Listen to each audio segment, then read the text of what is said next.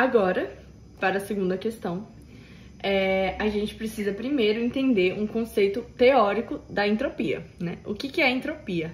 Ela é uma grandeza termodinâmica e ela vai nos falar o grau de desordem de um sistema, né? Ela pode ser dada pela fórmula do calor trocado, né? Dividido pela temperatura, que aconteceu essa troca de calor, e ela tem que estar em Kelvin.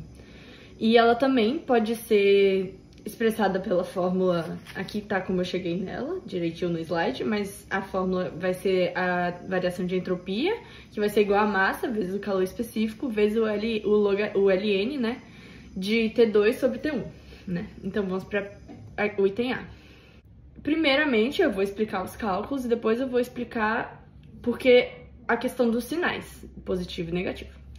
Então, primeiramente, a gente vai, para saber o calor total do sistema, a gente vai ter que multiplicar a massa pelo calor de fusão que foi dado no exercício. O que é esse calor de fusão? Esse calor de fusão é o calor necessário para que uma unidade de massa da substância, né, nesse caso a água, né, talvez, passe por esse processo de fusão, né? Então, por isso que a gente vai multiplicar a massa por esse valor, porque são 5 gramas de gelo, não é 1 grama. E a gente vai chegar no valor de 398,5 calorias. E a gente vai ter que mudar para joule, que é 184 joules para uma caloria. Então, a gente vai multiplicar por esse valor e isso vai dar pra gente que a entropia, a variação de entropia, vai ser 6,11 joules por Kelvin. E vai ser positivo. Por que vai ser positivo? Num sólido, as partículas, elas estão mais estáticas, elas estão mais ordenadas. Elas não têm muita liberdade de movimento, elas estão mais próximas.